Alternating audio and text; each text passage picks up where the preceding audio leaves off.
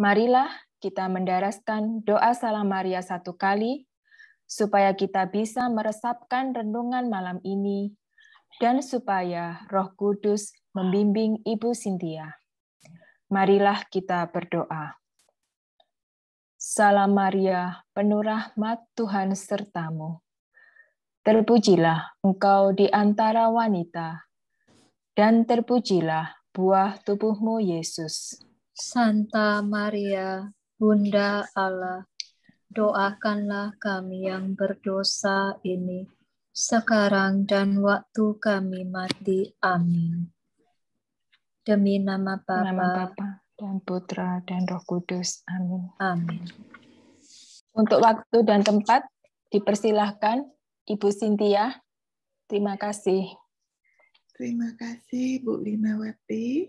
Selamat malam. Selamat malam Bu Regina, suster-suster dan semua para pendoa yang terkasih. Selamat berjumpa kembali untuk malam ini. Kita malam ini akan lanjutkan membahas Santo Joseph sebagai pelindung kepala keluarga kudus. Sebagai kepala keluarga kudus. Ya, Tuhan mendirikan keluarga dan menetapkan bahwa ayah menjadi kepala keluarga sudah dari sejak awal. Jadi di sini Tuhan telah membuat rencananya bahwa Santo Yusuf sebagai kepala keluarga, sebagai pelindung keluarga untuk Maria dan Yesus. Jadi Bunda Maria adalah Bunda Allah, sebab ia mengandung dari Roh Kudus untuk Yesus yang dilahirkan sebagai manusia tetapi putra Allah. Jadi Santo Yusuf terpilih untuk menjadi kepala keluarga untuk keluarga kudus ini. Betapa luar biasa pemilihan perencanaan Tuhan kepada Santo Yusuf. Jadi Santo Yusuf ini adalah teladan yang harus kita ikuti dan kita sungguh-sungguh belajar untuk mengenal siapa itu sesungguhnya Santo Yusuf. Dalam cerita ya, Santo Yusuf adalah orang kedua dari orang kudus setelah Bunda Maria. Jadi dia menempatkan posisi yang kedua. Jadi kita masih banyak santo-santo, santa-santa, tapi mereka tidak di tempat yang kedua. Santo Yusuf adalah di tempat yang kedua. Oleh sebab itu, Yesus dan Maria tidak hanya tunduk kepada keinginan Yusuf, karena dia adalah kepala keluarga kudus, tetapi mereka dengan penuh kasih menyerahkan hati mereka kepadanya juga. Jadi mereka sangat menghormati dan menerima Santo Yusuf sebagai pelindung mereka, sebagai kepala keluarga mereka. Jadi disitulah keharmonisan keluarga berjalan. Ini tidak berarti bahwa pria lebih baik daripada wanita. Manusia terhebat yang pernah hidup bukanlah pria, tetapi seorang wanita, yaitu Bunda Maria, Bunda Allah. Karena Yesus adalah pribadi ilahi yang dititipkan oleh Tuhan di dalam kandungan Bunda Maria. Jadi Bunda Maria sudah terpilih juga sebagai orang kudus yang pertama yang diberikan tempat kandungannya untuk melahirkan Yesus. Lalu Santo Yusuf juga adalah pilihan orang kudus yang kedua setelah Bunda Maria. Luar biasa ya kalau kita mendengar cerita garis keturunan dari turunan Daud melalui Yesus, melalui Yusuf. Yesus dan Maria keduanya senang dengan kepala keluarga mereka, Santo Yusuf, di rumah mereka dan juga sebagai pelindung keluarga mereka. Ternyata peranan Santo Yosef itu sangat-sangat dibutuhkan. Dan sudah begitulah jalan kehidupan yang harus dijalani oleh keluarga kudus ini. Seperti yang telah kita ikuti cerita sebelumnya, mengenai cerita dari Beata Catherine Emmerich ya. Jadi di sini, mengapa banyak orang tersinggung oleh istilah-istilah seperti itu hari ini? Hari ini kan dunia ini udah upside down ya. Sudah menjadi kacau. Tidak ada yang benar disalahkan, yang salah dibenarkan. Sayangnya itu seringkali berasal dari yang orang-orang yang telah dilecehkan ya.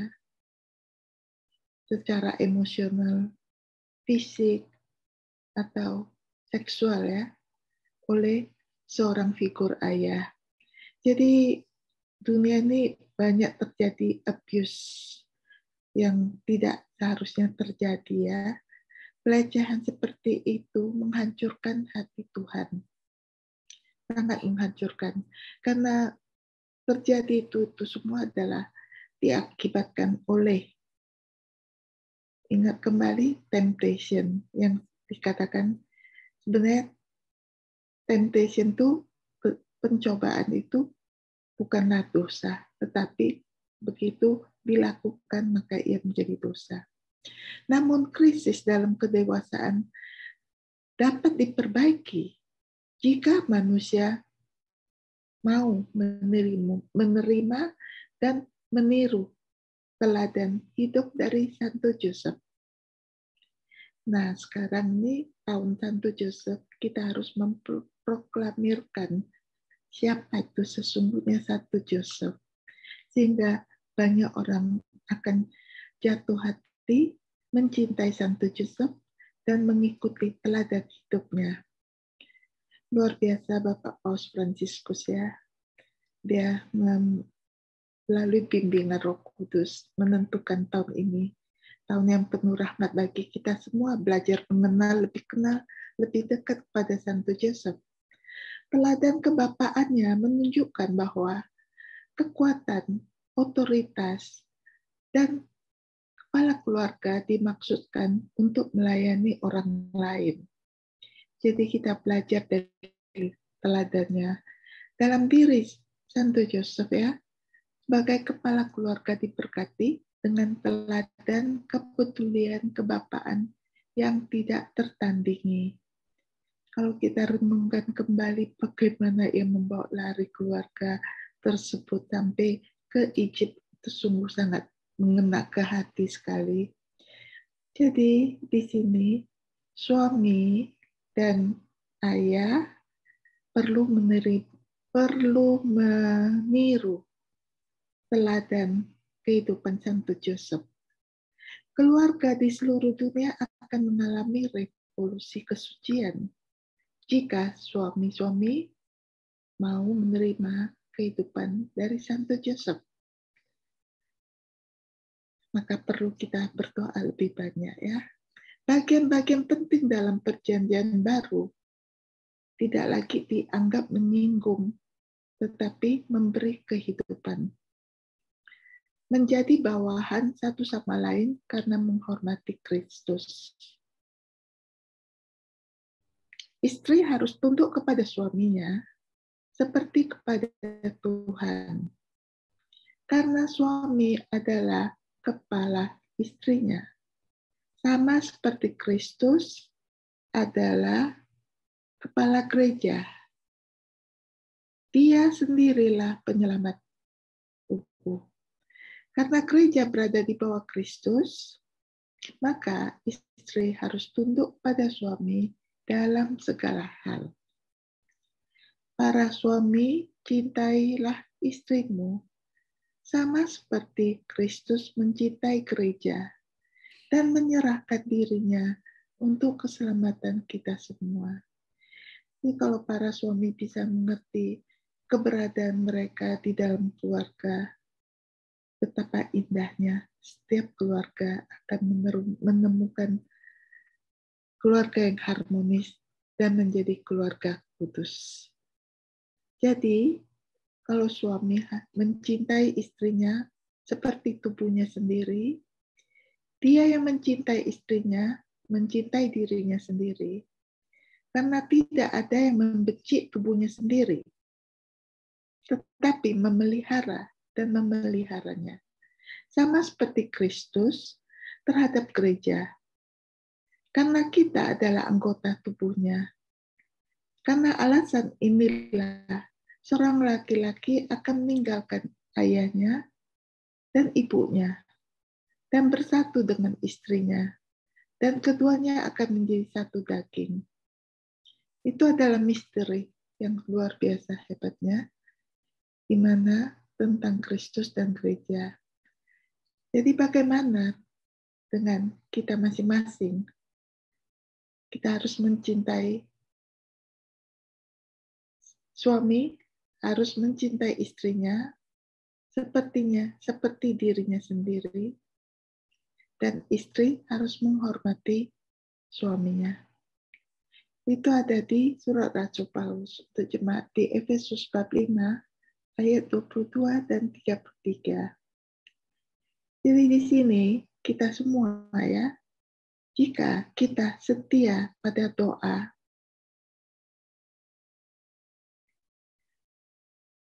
dengan cara yang khusus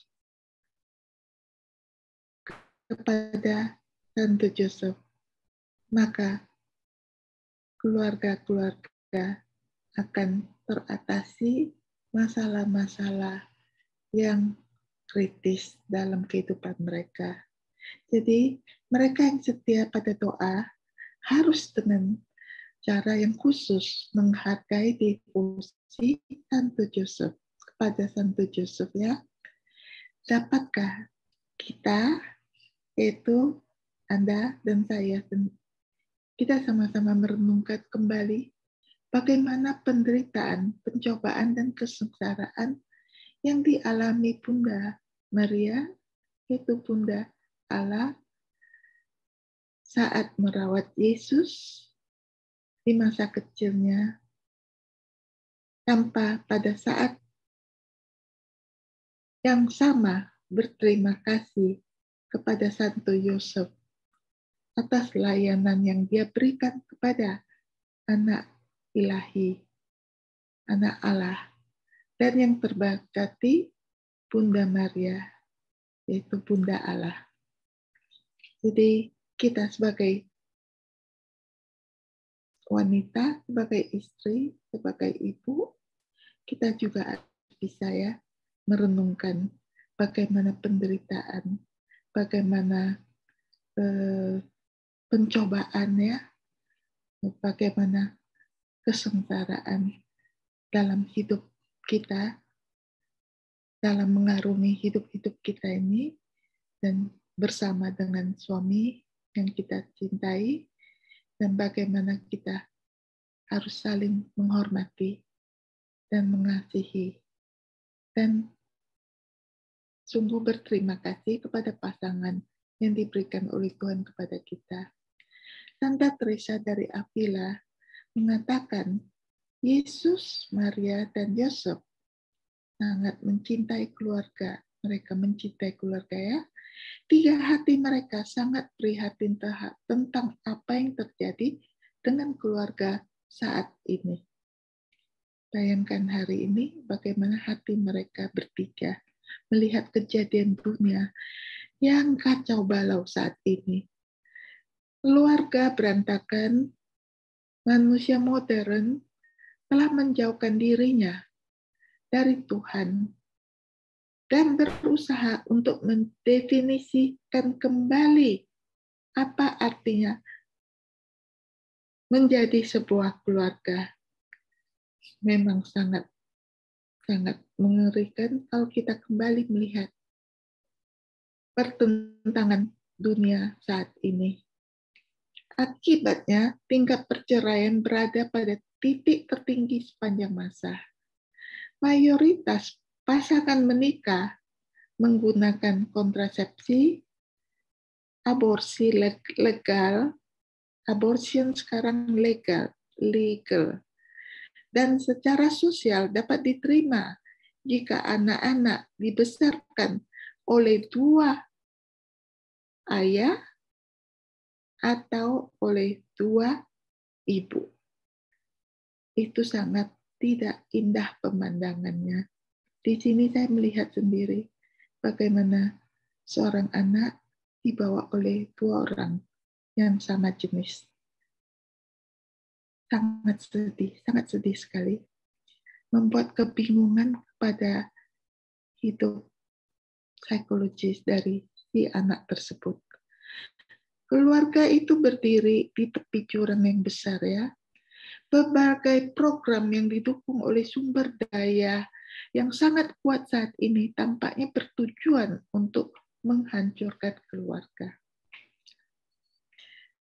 Kadang-kadang tampak bahwa upaya bersama sedang dilakukan untuk menyajikan sebagai normal dan menarik dan bahkan untuk mengagungkan situasi yang sebenarnya tidak teratur, situasi yang tidak benar, dan itu dinyatakan menjadi sah dan dinyatakan menjadi benar. Memang mereka bertentangan dengan kebenaran dan cinta yang sebenarnya menginspirasi dan membimbing hubungan antara pria dan wanita sehingga menyebabkan perpecahan dalam keluarga, dalam konsekuensi yang berat khususnya bagi anak-anak. Hati nurani moral menjadi gelap. Apa yang benar, baik, dan indah menjadi cacat. Dan kebebasan digantikan oleh apa yang sebenarnya adalah perbudakan. Ingat Santo Yohanes Paulus II ya, sepenuhnya memang benar dia mengatakan, Tuhan menetapkan keluarga menjadi sekolah cinta. Sesuatu yang indah, menyenangkan, dan pemberi kehidupan, dan iblis dan agen-agennya ingin menghancurkannya. Kalau kita ingat kembali pesan dari Bunda Maria, selalu minta kesatuan dalam berdoa bersama di dalam keluarga. Jadi rosario itu adalah rantai yang mengikat keluarga menjadi satu di dalam doa. Kesatuan dalam doa bisa menghancurkan godaan si iblis yang selalu mengambil kesempatan untuk masuk ke dalam keluarga dan menghancurkan keluarga tersebut. Jadi situasi saat ini sangat tidak benar. Dibutuhkan doa yang sungguh-sungguh luar biasa banyaknya. Jadi satu-satunya cara adalah mengangkat keluarga kudus sebagai teladan bagi kita semua, bagi keluarga-keluarga kita. Jadi kita belajar mengenal Santo Yosef lebih dekat. Jadi ketika keluarga kudus bisa dirayakan ya oleh seluruh umat manusia di dunia ini, maka di masyarakat kita akan kembali mengetahui kesucian menjadi ibu, kepahlawanan menjadi ayah, dan berkat bagi anak-anak. Keluarga akan menjadi utuh kembali. Jadi, apakah ini semua bisa kembali seperti apa yang kita inginkan, kesatuan keluarga yang harmonis? Jadi kita harus percayakan semuanya ke dalam tangan Santo Yosef. Jadi Santo Yosef ingin menjadi pilar keluarga kita semua. Pilar itu sebagai fondasi keluarga ya. Jadi pilar adalah fondasi agar rumah Anda berdiri di atas landasan yang kokoh dan tidak tergoyahkan. Keluarga kita masing-masing membutuhkan Santo Joseph. Dia akan mengajari keluarga kita pentingnya doa, saling menghormati, kemurnian, kejujuran, pengampunan, cinta, dan yang paling penting, yang selalu saya katakan, menempatkan Tuhan di atas segala-galanya. Santo Yusuf sangat mencintai keluarga. Jadi sebagai pilar keluarga mengajari kita pentingnya menjadi ibu, menjadi ayah, dan anak-anak yang saling taat, menghormati, dan mengasihi. Dia adalah orang suci masa kanak-kanak dan tahun-tahun tersembunyi waktu Yesus disembunyikan. Dia sudah menjadi orang suci dari masa kanak-kanak Yesus, tahun-tahun Yesus tersembunyi ya. Dia mengajari manusia modern bahwa satu-satunya definisi yang benar adalah dari sebuah keluarga. Bahwa itu terdiri dari seorang ibu, ayah, dan anak-anak. Jadi tentang gagasan keluarga modern adalah tipuan dari iblis. Definisi ulang pernikahan dan keluarga menyebabkan rusaknya masyarakat, budaya, moral, dan nilai-nilai keluarga yang sejati. Jadi kalau ada hal-hal yang sudah mulai berjalan, itu serentak dijalankan sampai ke seluruh dunia. Sangat tidak benar. Terlebih untuk perkembangan anak-anak kita yang masih kecil-kecil, mereka belum bisa menerima sesungguhnya apa perubahan yang terjadi. Sampai dictionary juga diubah tulisannya. Sungguh sangat tidak benar lagi saat ini. Salah satu coba kalian cari sendiri nanti. Misalnya son-in-law atau daughter-in-law di dalam dictionary. Mereka telah mengubah artinya dalam hal itu. Jadi dalam pribadi Santo Yosef, pria dapat belajar apa artinya menjadi suami dan ayah. Mereka harus rela berkorban untuk wanita, untuk istrinya, dan anak-anak, untuk kebaikan bersama. Sangat terhormat bagi pria untuk mengorbankan dirinya untuk orang lain. Kedewasaan dan kebapaan disempurnakan melalui cita, pengorbanan, dan kesetiaan kepada mereka yang dipercayakan untuk mengurus mereka. Penerapan kepriaan tersebut adalah bagaimana suami dan ayah menjadi pilar peradaban dan menjadi suci. Dunia yang dipenuhi orang-orang seperti Santo Joseph akan mengalami pembaharuan tatanan sosial dan moral. Ya, ingat kembali buku Beata Anne Emmerich itu ya. Bagaimana Yesus waktu masa kecilnya membantu orang tuanya dengan cekatan, dengan itu ya, dengan segala cara dia sangat cekat dan sangat riang dan penuh semangat dan sangat ikhlas membantu semua orang. Jadi dia membantu ayah angkatnya, Santo Joseph, dalam usaha perdagangannya, dalam mengabdikan dirinya, dalam doa dan kontemplasi. Kita ingat selalu keluarga ini sangat diam. Yang kita temui selalu mereka di dalam doa dan kontemplasi. Itulah yang membuat mereka menjadi luar biasa keluarga kudus. Jadi kita harus menempatkan juga Santo Yosef sebagai spiritual, sebagai kepala spiritual keluarga kita masing-masing. Jadi sebagai bapak rohani kita ya, dapatkan patung atau gambar Santo Joseph yang indah untuk rumah Anda, tempatkan di tempat yang menonjol, dan sering-seringlah meminta perantaraan Santo Joseph sebagai keluarga kita sendiri di dalam keluarga. Anda akan melihat perbedaan yang dibuat oleh Santo Joseph kalau kita menempatkan ia di dalam keluarga kita. Jadi ini tertulis di Efesus bab 5 ayat 32.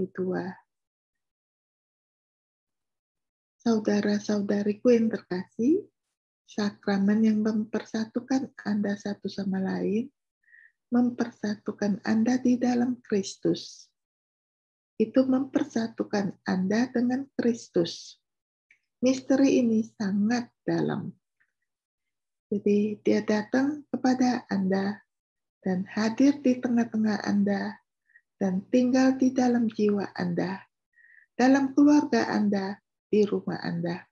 Santo Yusuf sangat menyadari hal ini. Oleh karena itu, ia tidak segan-segan untuk mempercayakan dirinya dan keluarganya kepada Tuhan. Berdasarkan kepercayaan ini, ia sepenuhnya memenuhi misinya yang dipercayakan oleh Tuhan kepadanya demi keselamatan Bunda Maria dan Putra Allah, yaitu Yesus, yang hadir untuk menyelamatkan kita seluruh umat manusia di dunia ini. Maka kita harus berterima kasih pada Santo Yusuf. Tanpa Santo Yusuf, maka kita juga tidak ada hari ini. Karena Bunda Maria memerlukan Santo Yusuf di saat melahirkan Yesus. Untuk malam ini, saya kira sampai di sini dulu. Terima kasih. Saya kembalikan kepada Ibu Linawati. Terima kasih, Bu Cynthia. Pengajaran yang menguatkan kita untuk menjaga kekudusan dalam keluarga kita masing-masing. Pada kesempatan ini, saya mau merangkum sedikit tentang apa yang diajarkan oleh Ibu Cynthia. Bahwa Tuhan itu menciptakan keluarga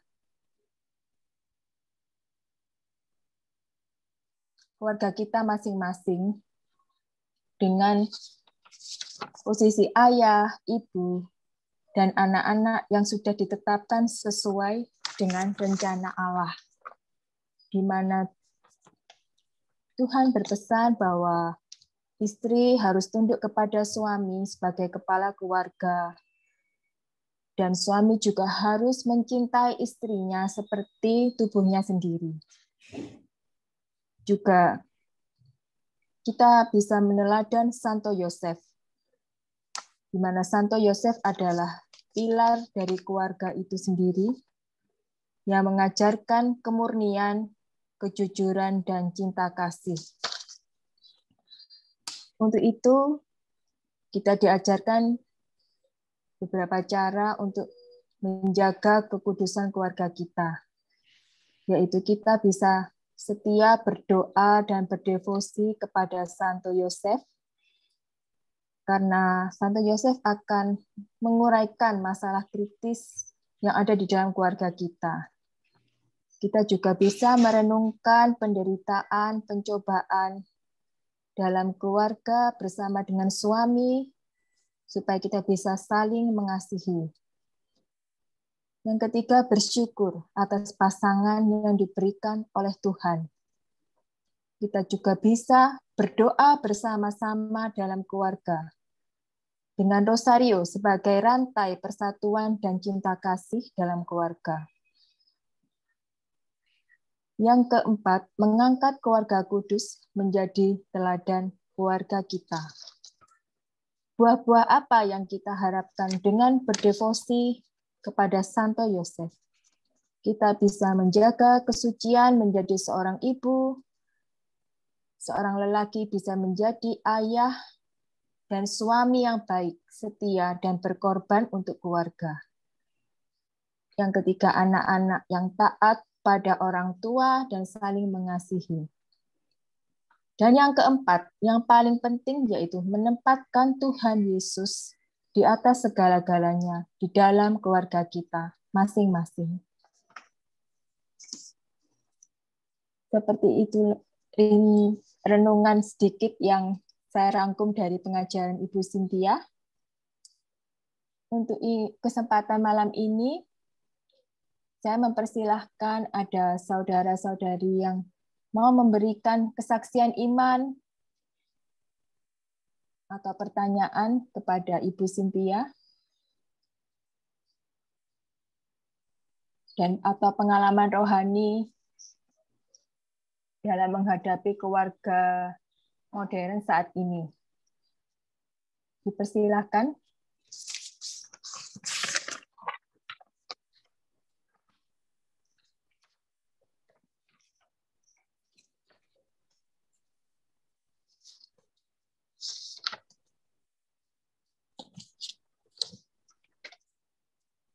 Mungkin Ibu Teresia Lu atau Ibu Elsa.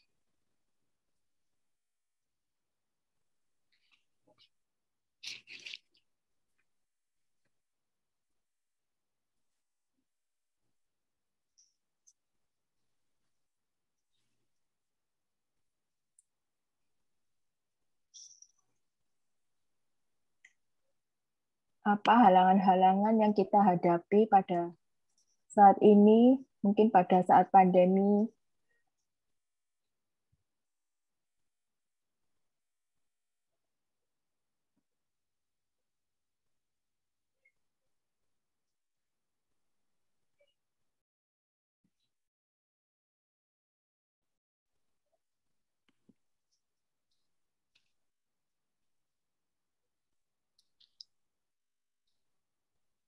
Bapak Robert mungkin?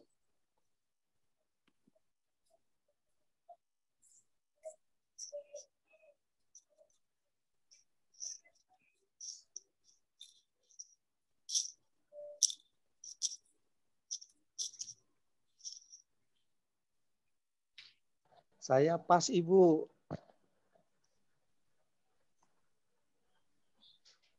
Iya, Pak.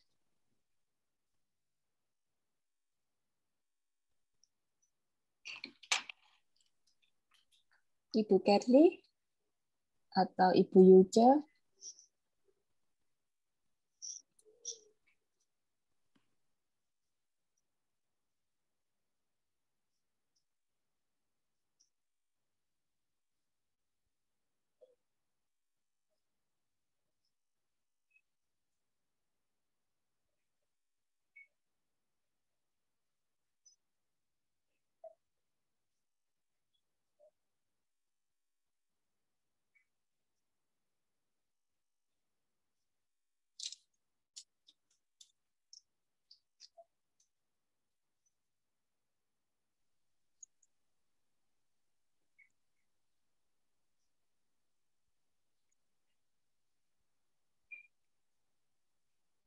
Jika pengajarannya sudah jelas mungkin buat teman-teman, apakah ada tambahan?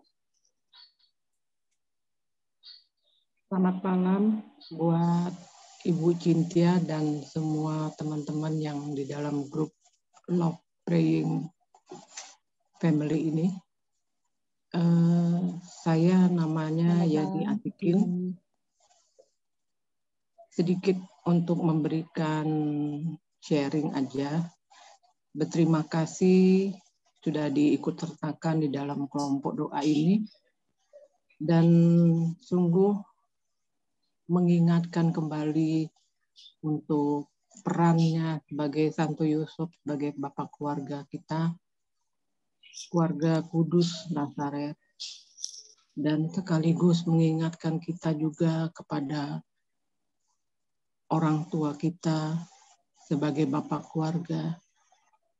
Sungguh luar biasa, selama ini kan biasanya yang hanya diingatkan itu adalah perannya Bunda Maria. Jarang sekali peran Santo Yusuf itu dikupas. Dari hari pertama sampai dengan hari ini, saya mendengar renungan-renungan yang dibawakan Ibu Cynthia dan Pastor Niko begitu mendalam tentang Santo Yusuf ini. Ya, terkadang kita diingatkan kembali ya, khususnya buat saya, diingatkan kembali bahwa kita tanpa kepala keluarga, tanpa seorang ayah, seorang bapak, di dalam keluarga itu mungkin tidak ada kekuatan. Jadi itu satu kesatuan kita untuk bersama-sama menuju untuk di dalam kehidupan kita sehari-hari, terutama dalam saat-saat masa-masa yang pandemi ini, ya kita semua diajak untuk pasrah dan bersabar dan selalu diingatkan kepada Tuhan bahwa kita itu bukanlah siapa-siapa. Jadi kita sendiri, saya sendiri merasakan bahwa ya kita perlu untuk dukungan dalam doa, satu kesatuan di dalam keluarga itu sangat penting. Terima kasih banyak renungan-renungan yang saya dapatkan dari kelompok doa ini. Semoga Tuhan memberikan hikmah dan berkat buat Ibu Cynthia dan para pendoa yang lainnya yang sudah memberikan sharingnya yang begitu indah dan baik buat kehidupan kita. Terima kasih, selamat malam semuanya. Terima kasih Bu Yani Terima kasih atas sharing yang indah. Terima kasih Bu Yani. Terima kasih Bu Cynthia. Kita saling menguatkan ya. Terima kasih. Mungkin ada tambahan kesaksian dari Ibu Cynthia sendiri, bagaimana menjaga keharmonisan dalam keluarga Ibu Cynthia supaya kita juga bisa belajar gitu. Untuk contoh keluarga modern. Ya, kalau mau dengerin kesaksian, ya boleh juga saya sharingkan. Sebenarnya untuk mengarungi kehidupan berkeluarga itu tidak mudah ya. Kita itu menempatkan diri kita sebagai pasangan suami dan istri itu adalah sesuatu rahmat yang luar biasa indah bila dari awal pertama kita mengerti dengan penuh hikmat bahwa Tuhan mempersatukan kita dan kita meletakkan Yesus, meletakkan Tuhan yang nomor satu di dalam keluarga. Bila kita menempatkan Tuhan nomor satu di dalam keluarga, pada umumnya, walaupun segala godaan datang, segala masalah datang, baik dari pribadi masing-masing maupun dari anak-anak, selalu kita bisa menemukan jalan keluarnya. Ini pengalaman yang saya hadapi. Kadang kalau kita tidak menempatkan Tuhan di nomor satu dalam kehidupan, maka semua itu akan hancur karena masing-masing ego keluar. Masing-masing mempertahankan keegoisan masing-masing. Sehingga tidak ada lagi arahan jalan yang sebenarnya yang harus kita ikuti. Itu sangat indah sekali.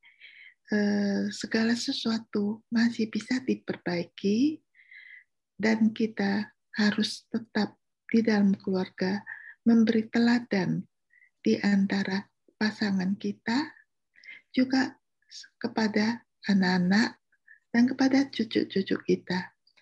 Maka oleh sebab itu peranan kita ya, terutama saya katakan karena saya seorang wanita, seorang ibu, kita tidak harus menunggu. Memang suami sebagai kepala keluarga. Tapi terkadang kalau kita menemukan suami yang belum pertumbuhan iman yang sejajar, kadang suami bisa jauh lebih tinggi imannya dari kita sebagai istrinya. Tapi terkadang bisa juga sang istri yang imannya jauh lebih tinggi, yang telah berjalan di dalam jalan Tuhan. Maka Tuhan menempatkan pasangan itu dengan penuh rencana. Kita saling belajar, saling memperhatikan, saling mengingatkan. Jadi oleh sebab itu, tetapi di dalam kerendahan hati. Tidak boleh ada kesombongan, menunjukkan, wah hidup saya jauh lebih bagus imannya atau apa, tidak boleh. Kita selalu harus humble, selalu berbicara. Kalau menunjukkan itu kadang tidak bisa diberitahu, tetapi kita bisa lakukan di dalam tindakan. Maka contoh-contoh teladan-teladan yang kita pakai untuk dalam kehidupan spiritual kita di dalam keluarga itu sangat-sangat menentukan keharmonisan keluarga kita masing-masing. Jadi dalam hal ini dibutuhkan kesabaran. Kesabaran adalah kunci utama. Kita tidak bisa mengatakan, oh saat ini begitu saya telah, tentu harus ada pengorbanan ya. Begitu saya telah berkorban, perlu waktu, perlu doa, perlu hidup dalam kesucian. Percayalah Tuhan tidak akan Tuhan. Ya, Tuhan hanya ingin melihat kesabaran kita sambil menunggu. Di samping itu kita juga diubah oleh Tuhan. Oleh sebab itu, saya suka melihat contoh dari Santa Monica. Luar biasa. Keuletan ia di dalam doa. Bagaimana ia menunggu putranya yang akhirnya menjadi Santo Agustinus. Itu sungguh luar biasa.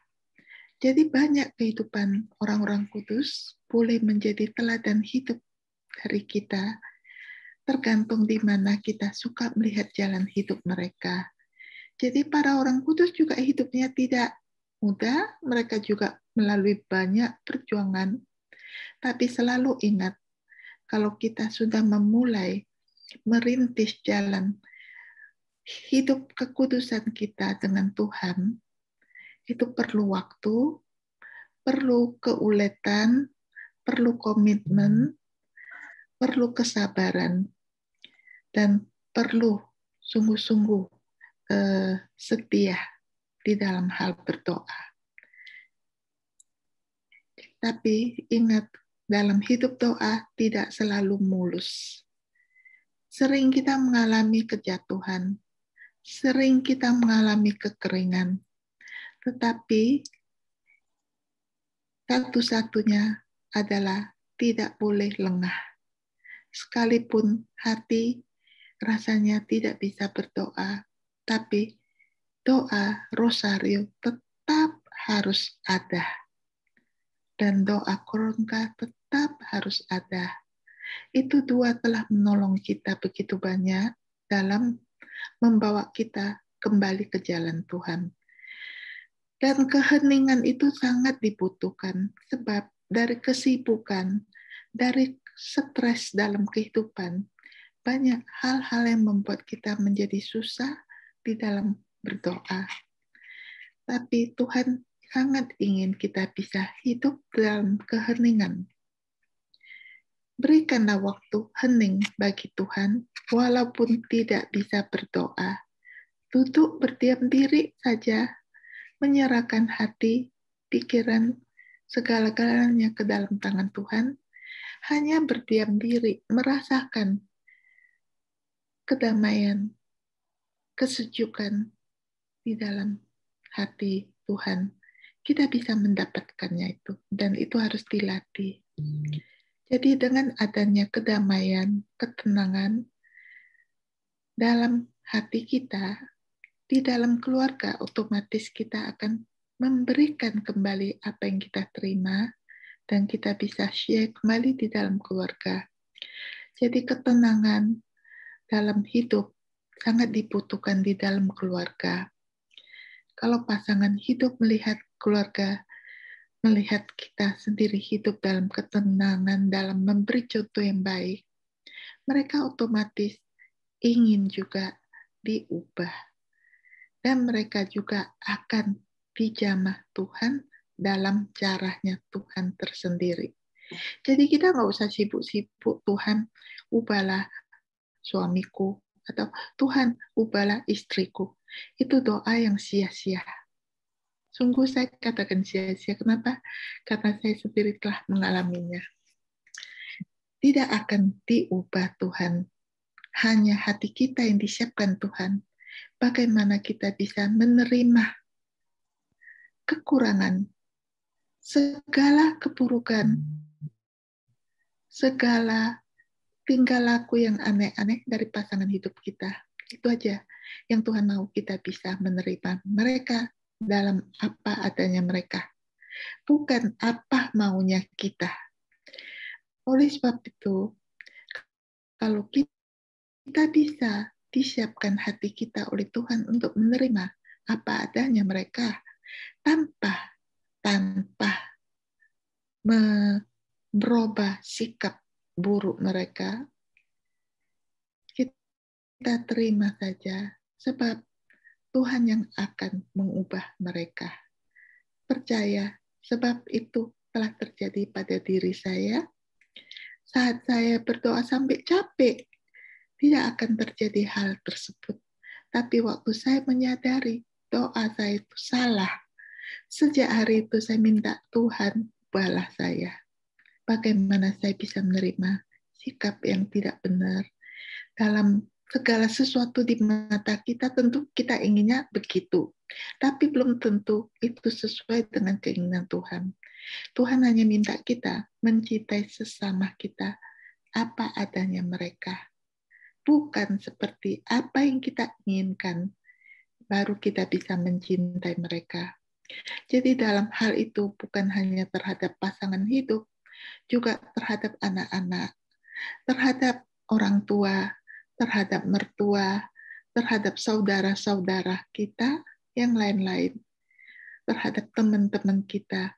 Itu bagaimana cara mencintai mereka, mengasihi mereka, adalah dari hati yang terdalam, tanpa ada perhitungan. Itu yang dimaksudkan Tuhan. Sebab Tuhan mengatakan, Ia juga mengasihi kita, tanpa melihat kita diubahnya, tanpa kita belum berubah, tapi Tuhan tetap mengasihi kita, mencintai kita, sebagaimana apa adanya kita. Jadi dari situ, begitu kita menyadari Tuhan mengasihi kita dengan sepenuh hati, tanpa menunggu kita diubah, otomatis kita juga akan kembali ke jalan Tuhan dan bertanya, Tuhan, kita telah berbuat kesalahan yang fatal, kesalahan yang besar. Ya, dari sana ada komitmen untuk mengubah sikap hidup kita. Nah, sikap perubahan kita ini ya, itu yang akan menjadi contoh bagi keluarga kita melihat. Dan otomatis mereka juga ingin mengikuti teladan kita. Seperti sekarang kita ingin mengikuti teladan Bunda Maria, toh? Kita juga ingin melihat, mengikuti teladannya Santo Joseph. Jadi demikian juga kita ngambil satu figur dari keluarga kudus, dan kita mengikuti, dan tanpa sadar kita diubah Tuhan, dan keluarga juga akan diubah Tuhan dalam rencana dan waktunya Tuhan. Ini sungguh terjadi dalam hidup saya. Suami saya diubah Tuhan tanpa harus saya capek-capek mengatakan kamu harus begini, begini, begini. Tapi saya telah melalui masa itu, maka teknik berdoa saya ubah, dan Tuhan menepati janjinya. Sungguh luar biasa. Dan anak-anak juga dijamah Tuhan. Mereka juga dibentuk Tuhan dengan caranya. Jadi anak-anak punya cara mereka sendiri. Tapi perubahan yang Tuhan berikan kepada mereka sangat luar biasa. Malah hari ini saya belajar banyak dari mereka. Dan suami saya juga belajar banyak dari anak-anak. Jadi kita saling belajar, saling menghormati, saling mengasihi. Terutama untuk cucu saya yang masih kecil, 8 tahun. Dia juga sudah mengikuti jejak ibunya, yaitu anak saya. Ya, belajarlah. Kita masih terus belajar. Ingat loh, kita ini ya pasangan, kita mempunyai pasangan hidup ya. Tidak berarti kita mengenal pasangan hidup kita demikian rupa, tidak. Setiap hari kita masih belajar terus mengenal pasangan hidup kita masing-masing. Masih belajar terus. Jadi kita tiap hari belajar terus kepada anak-anak kita, kepada orang tua kita, kepada pasangan hidup kita. Demikianlah saya kembalikan kepada Ibu Lina. Terima kasih. Luar biasa ya Ibu Cynthia ya pengalamannya. Ya, Tuhan yang mengubah segalanya. Saya Maka pun juga setelah itu saya hanya bisa berterima kasih pada Tuhan dan merasakan kasih-Nya yang luar biasa. Dan setelah itu apa yang saya bisa berikan kepada Tuhan, yaitu mentaatinya dan menyerahkan diri saya untuk dipakainya. Itu aja yang bisa saya sharekan. Terima kasih. Terima kasih Bu Cynthia. Kesaksian yang bisa menjadikan teladan bagi keluarga kita masing-masing ya Bu. Iya. Saya Ibu Linawati. Dipersilakan Pak Robert. Bu Cynthia. Iya Pak Robert. Saya sangat senang dan sangat gembira apa yang Ibu alami dengan cerita yang barusan ini ya Bu ya. Saya juga seperti itu di dalam kehidupan saya berumah tangga ya Bapak Ibu. Sebagaimana saya pengagum Bapak Santo Yosef sebagai pelindung keluarga kudus. Di awal-awal saya memulai berumah tangga, saya 2 poin itu yang saya ambil sebagai pegangan saya. Yang pertama, seperti yang Ibu bilang itu peribahasanya bahasa Jerman, nimm ich so ich bin. Terimalah saya apa adanya saya. Nah, saya katakan sama istri di rumah, terimalah saya apa adanya saya, dan saya terima apa adanya kamu. Yang kedua, saya katakan dalam mengarungi bahtera rumah tangga ini, kita jalan bersama-sama, tapi jangan seperti rel kereta api. Kereta api yang tujuannya yang sama. Dari satu kota ke kota yang lain. Tapi rel itu tidak pernah berjumpa. Mari kita bersama berjalan, melihat bersama,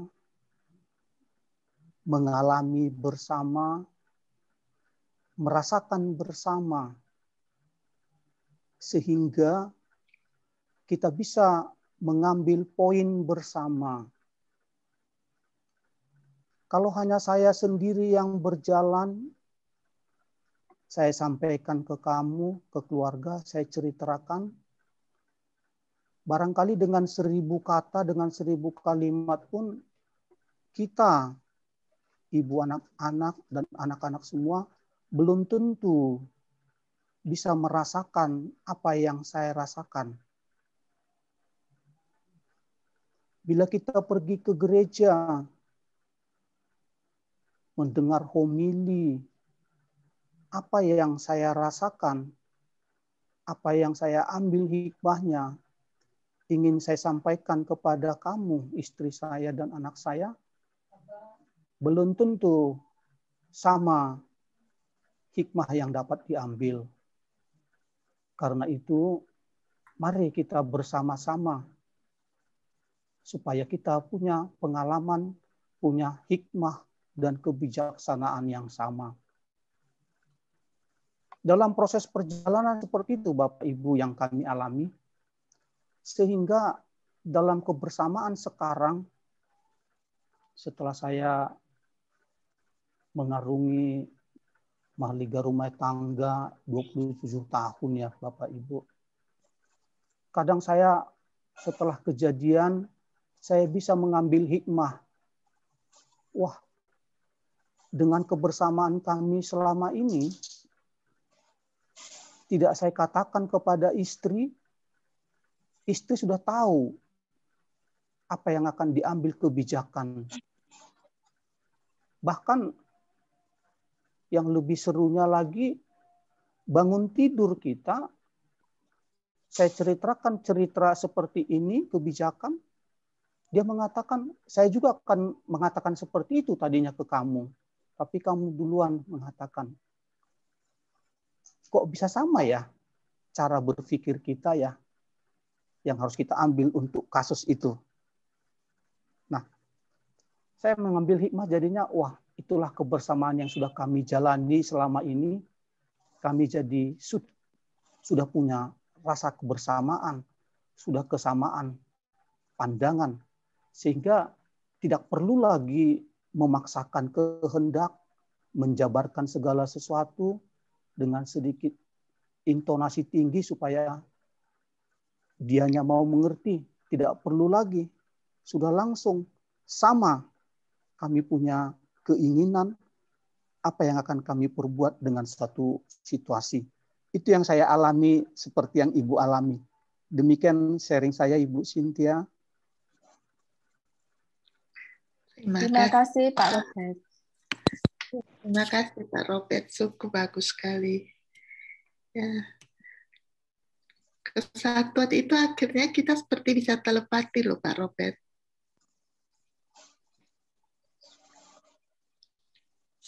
Maksudnya bisa saling membaca pikiran, jadi satu. Itu luar biasa. Ya, terima kasih semuanya. Sama-sama Ibu.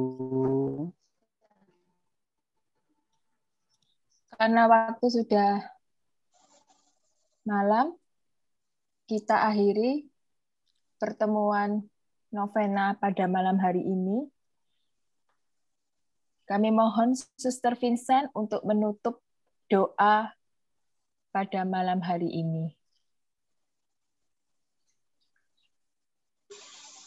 Baik, Bapak Ibu. Terima kasih untuk Bu Sinta, Ibu Linawati, untuk kita semua malam ini atas sharing Pak Pasari Bu. Maka mari kita tutup novena kita hari ke-6 pada hari ini. Mari kita serahkan diri kita kepada Tuhan. Dalam nama Bapa dan Putra dan Roh Kudus. Amin. Terima kasih ya Tuhan atas pengajaran yang kami dengarkan pada malam hari ini. Kami telah banyak mendengarkan bagaimana kami seharusnya dalam keluarga. Malam ini kami mendengarkan Santo Yosef sebagai pelindung, sebagai kepala keluarga kudus, juga teladan kebapaan. Buatlah kami semua dalam keluarga kami masing-masing mencontoh keluarga Nazaret yang selalu rukun dan damai, dapat bekerja sama satu sama lain, juga tetap dalam kesatuan hati dalam membina keluarga kami masing-masing. Semoga Tuhan Yesus yang selalu jadi andalan kami dalam keluarga kami, sehingga apapun yang kami alami dalam keluarga, baik suka maupun dalam duka, dalam duduk bersama, dalam doa bersama, kami bisa pecahkan bersama, yang selalu dapat saling terbuka dan dapat kerjasama. Maka Bapa yang Maha Kasih, pada malam hari ini kami berdoa secara khusus dalam tahun Santo Yosef ini. Kami berdoa bagi semua bapak-bapak yang ada dalam keluarga Bapak kami. Semoga Engkau selalu memberikan kesehatan, kebijaksanaan, supaya dapat menjadi contoh teladan bagi keluarga masing-masing.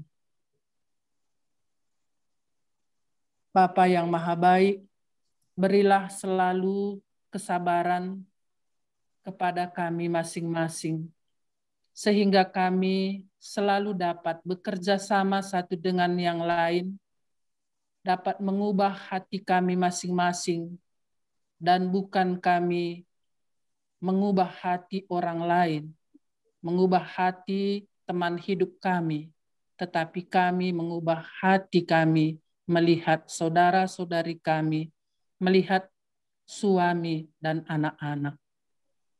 Bapa, malam ini kami mau istirahat. Semoga damai-Mu tetap menaungi kami, sehingga besok pagi kami dapat bangun kembali. Santo Yosef, pelindung keluarga, doakanlah kami. Kemuliaan kepada Bapa dan Putra dan Roh Kudus, seperti pada permulaan, sekarang, selalu, dan sepanjang segala abad. Amin. Dalam nama Bapa dan Putra dan Roh Kudus. Amin.